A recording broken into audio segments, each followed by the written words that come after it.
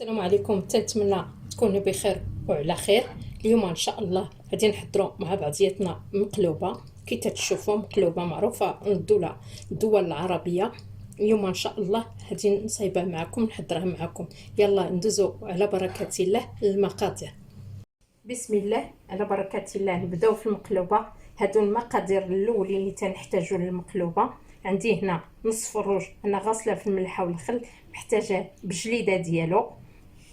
عندي هنا في التوابل 3 الوريقات ديال ورقه الغار. عندي 5 الحبيبات او 6 تاع وقع قله. عندي هنا توما 6 العويدات ديال المسمار او القرنفل. عندي 3 قاطع ديال البزار والقزبر، حيت ما متوفرش عندي حبيبات انا درت شويه هكايا. عندي كميه تاع الملحه لا باس بها انه بغيت نسلق الدجاج بها، داكشي انا غادي يحتاج الماء كثير، داكشي باش دايره به انا الملحه كثيره شويه. وعندي هنا 2 عويدات ديال الشكينجبير. بطبيعه الحال عندي الماء، محتاجه لهذا 2 لتر تاع الماء. هنا محتاجه نسلق الدجاج، وهاد الماء ديالو هي اللي باقي بغيت نخدم بها المرحله الثانيه. بسم الله. دابا غادي ندير نص الفروج ديالي. غادي ندير وريقات ديال الغار كما تتشوفوا، ندير العويدات ديال الشكينجبير كما تتشوفوا. كلشي غادي نديرو مع بعضياتهم. ندير هادشي ونخوي الماء. هنا كنمشي كندير كوكوط ديالي. انا باقي هنا محتاج ليا شويه الماء، غادي نزيد الماء فاش يطيب مزيان، انه محتاجه المرق ديالو نهزو نطيب فيه الرز. دابا هنا باقي غادي نزيد الماء وهادي نردو يطيب. هنا ما تنسدوش الكوكوط نهائيا، كما تتعرفوا الدجاج تيطيب بسرعه. دابا ان شاء الله غادي ندوزو نردوه فوق البوطه. هنا تشوفوا هاني رديت الكوكوط ديالي عن البوطه. كما تشوفوا زدت انا كميه تاع الماء اللي كافياني باش نطيب فيها الرز. من بعد تسلق ليا الدجاج غادي نحيدو ونهز هذا الماء هذا. من بعد ديك المرحله راه غادي نصورها معكم تشوفوها. دابا ما غاديش نغطيه، تنخليه هكا، تندير عليه خطات الكوكوط هكايا مجانب تقريبا، ما تنغطيش كي تشوفوا هكا، تنديرو مجانب وصافي باش دغيا هو تيطيب الدجاج دغيا تيتسلق على كل حال. دابا المرحله الثانيه ديال المقلوبه. عندي هنا كما تشوفوا 3 ديال الدنجالات كبار ديال القلي اللي انا غسلاهم باقي غادي نقطعهم معكم. عندي هنا 2 زلايف ديال الرز اللي نقيتهم بطبيعه الحال باقي غادي نغسلو. وعندي هنا كميه تاع اللوز. دابا انا في هذه المرحله هذه غادي نرد اللوز وجدت ليا باش ما نجي فين نقطع الدنجال نقدو في الملحه تلقى سميتو اللوز دار تسلق.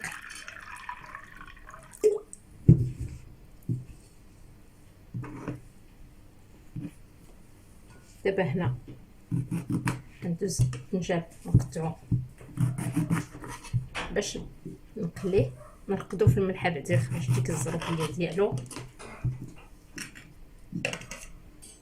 هنايا انا تنتسنى بين ما طاب ليا الدجاج عاد مكليه، نزل المرق ديالو نطيب فيه الرز.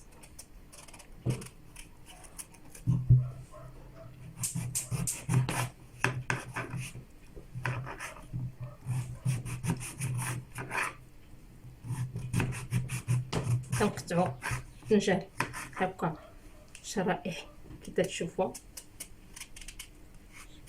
ما تتكونش غليظه بزاف ما تتكونش رقيقه. هنا غادي ندير لها رشه من الملحه باش تطلق ديك الكحوليه ديالها. انا غادي نستمر تنكمل الكميه ديال الدنجال ديالي ونرجع معكم باش ندوزو لمرحله الرز. بسم الله.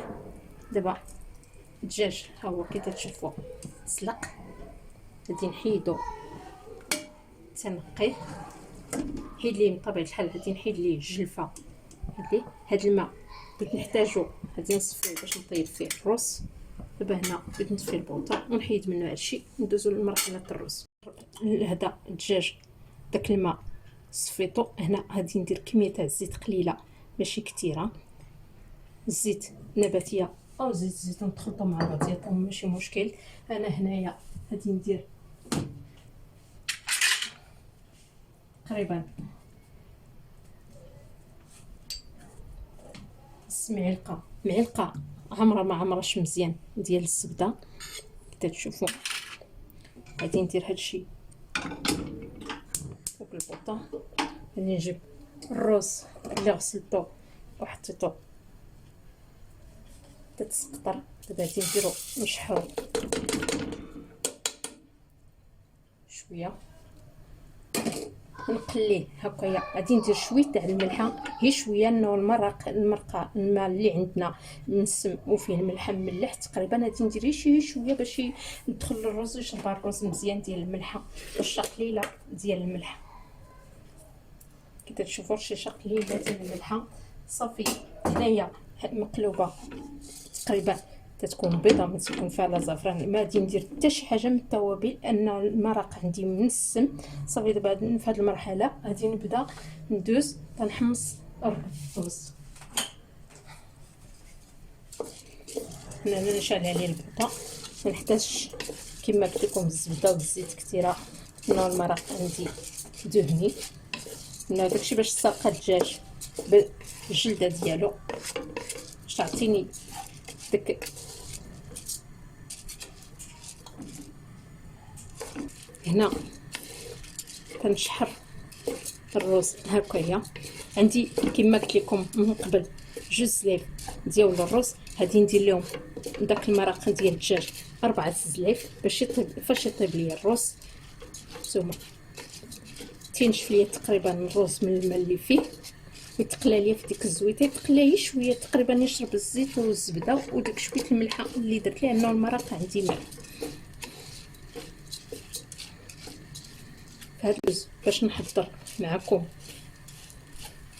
هنايا اللوز نقليه باش نبدا نقليه في الفنجان باش يجيني كلشي تقريبا قد طيب مع بعضياتهم في دقيقه واحده باش يكون ليا كلشي سخون.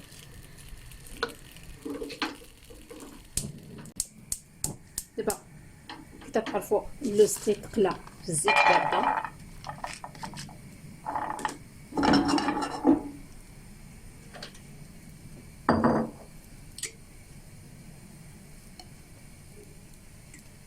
غادي نقلي اللوز من بعد غادي نقلي الفنجان. اللوز تيبغي يتقلى الزيت بارده واش قلت ليه. هنا غادي ندوز للرز اللي باقي تيتقلى صافي. هنايا تقريبا هاد كافي نسم بالزبده والزيت اللي درت ليه صافي. هنا بغيت نبدا ندير ليه المرق ديالو. كما قلت لكم انا عندي جوج زلايف ديال الرز غادي ندير لهم 4 ديال المرق تقريبا. دابا انا صفيت هنا 4 ديال الزلايف ديال المرق ديال الدجاج كيف تشوفوا. هنا غادي نضيفهم دابا.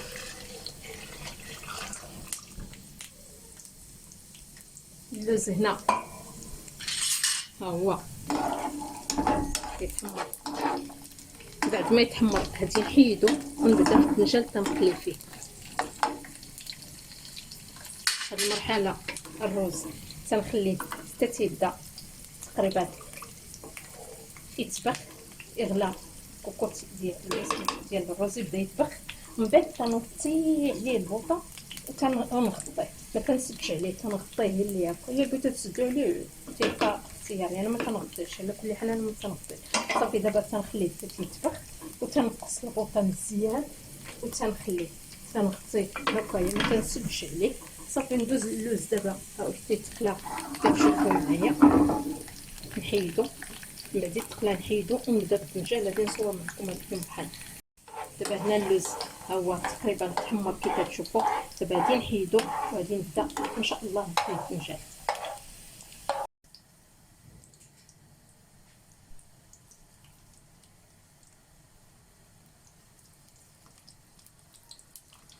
صافي هكا تنبقى تنقلي الفنجان كيف تشوفوا بالماء. طاب ليا الرز ديالي وغادي ندوزو لطريقه التقديم. دابا الرز ديالي من بعد ما طاب ها هو. دابا بغيت نصايب. هي علاش تتسمى مقلوبه حيت تنديروها في هذه من بعد تنقلبوها في الطبسيل. مقلوبه معروفه للدول العربيه بزاف، صدقوني تجي شي حاجه جديده بزاف.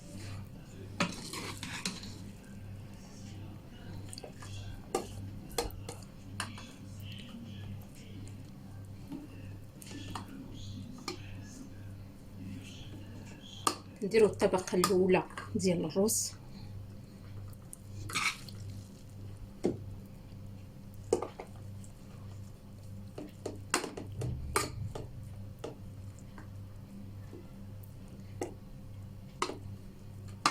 حاولوا نديرو كلشي تقريبا عمرو الجناب مزيان باش ما يجيوناش.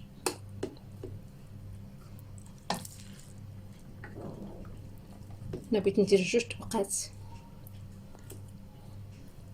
بين الرز.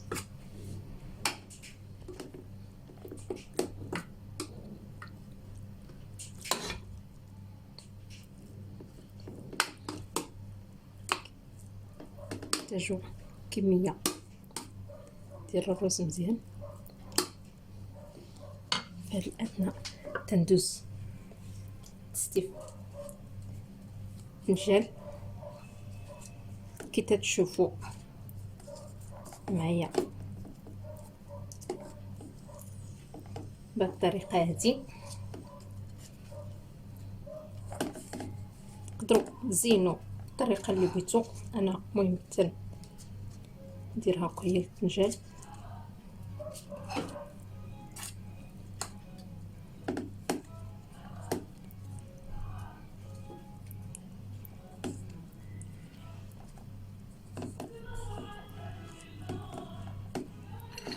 تندير كميه تاع اللوز،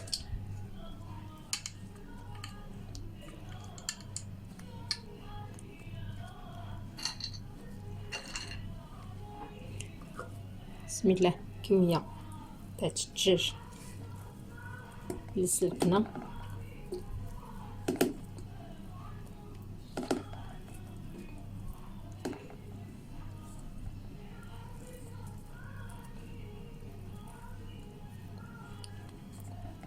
هكا نستمروا تنعمروا الطبقه الاولى. من بعد ندوزو الطبقه الثانيه. انا بغيت ندير 2 طبقات فقط، يعني وجبه عشاء محتاجاش بزاف كميه كبيره. نعاود نغطي بالكميه الاخرى ديال الرز.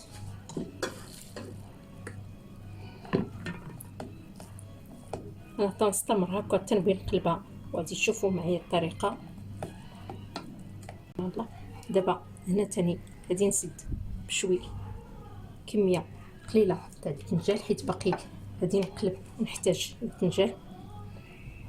صافي هكا هي كي تشوفوا رشه صغيره قليله ديال الرز تاع تاع اللوز. باقي غادي نحتاج الدجاج بزاف من الفوق باش نزين به. هنا كميه بسيطه.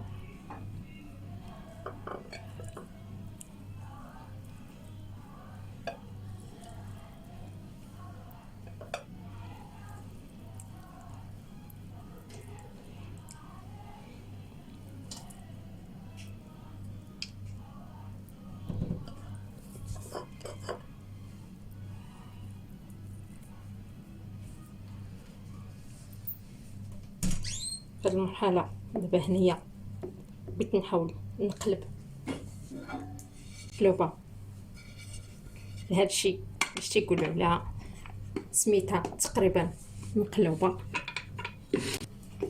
على بركه الله تنقلبوها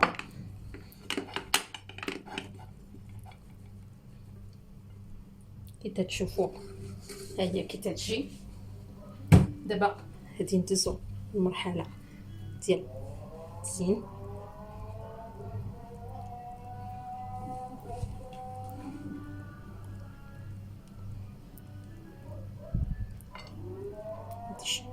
ندير كميه كبيره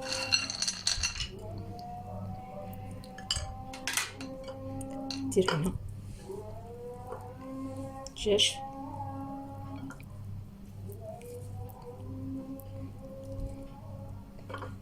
صدقوني كتجي رائعه في المذاق. تنتمنى تجربوها ان شاء الله.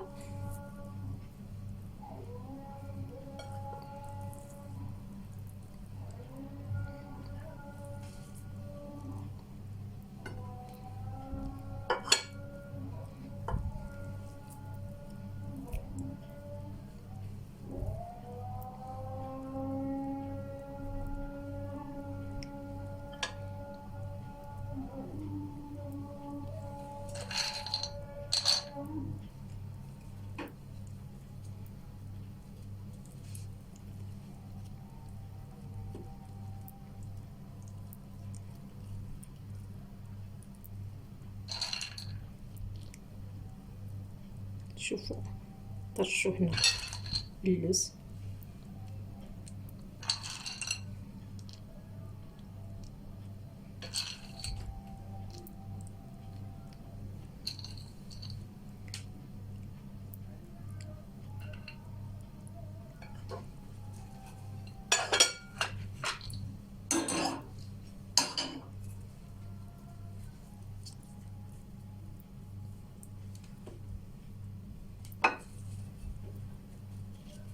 دوز طوي جاب بهذه الطريقه.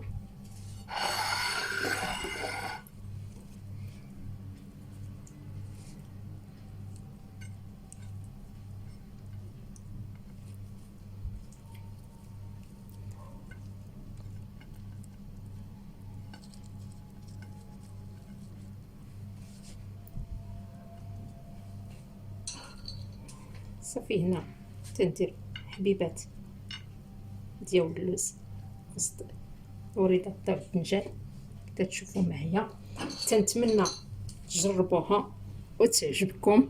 ما تنساوش ديروا لي لايك وتشتركوا في القناه، وشكرا. الى فيديو اخر ان شاء الله.